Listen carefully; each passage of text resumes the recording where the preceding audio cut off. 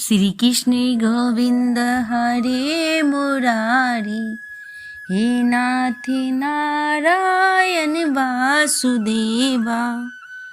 नमस्कार दोस्तों, हमारे YouTube चैनल भक्ति में शक्ति 1000 में आपका स्वागत है। तो आइए आज हम पुत्रदा एकादशी के बारे में जाने। सिर्फ संतान प्राप्ति ही नहीं और भी कई लाभ दिला सकती है पौष पुत्रदा एकादशी। हिंदू धर्म शास्त्रों में पुत्रदा एकादशी व्रत का विशेष महत्व बताया गया है। इस व्रत को करने वाले साधक पर भगवान विष्णु के साथ माता लक्ष्मी की विशेष कृपा बनी रहती है, जिससे व्यक्ति को जीवन में कई दुखों से छुटकारा मिल जाता है। ऐसे में आइए जानते हैं पुत्रदा एकादशी व्रत करने के लाभ। हिंदू धर्म में एकादशी तिथि भगवान विष्णु जी की पूजा अर्चना के लिए समर्पित है।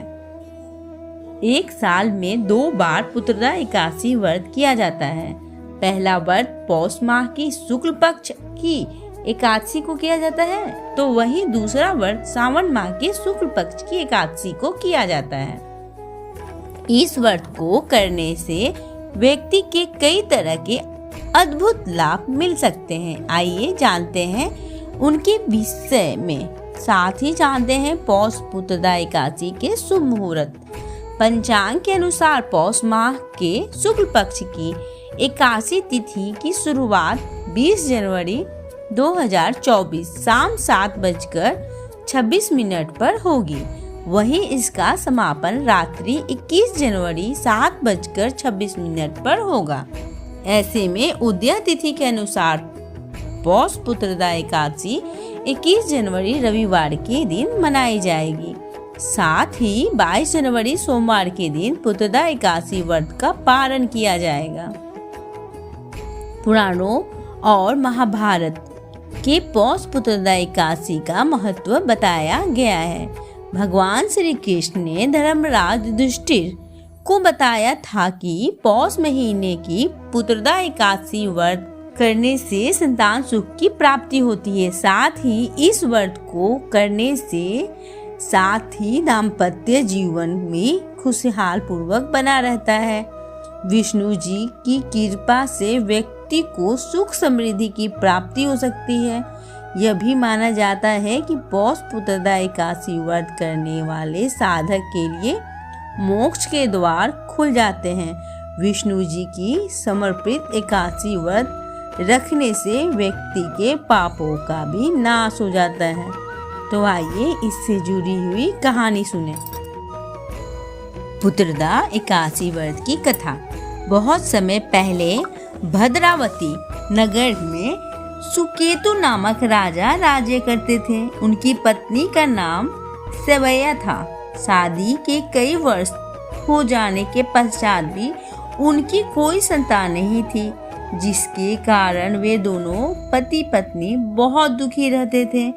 इसी व्यथा के कारण एक दिन राजा और रानी मंत्री को राजपाट सौंपकर वन को चले गए। इस दौरान संतान दुख के कारण उनके मन में आत्महत्या करने का विचार आया, लेकिन उस समय राजा को यह बोध हुआ कि आत्महत्या से बढ़कर और कोई पाप नहीं होता है।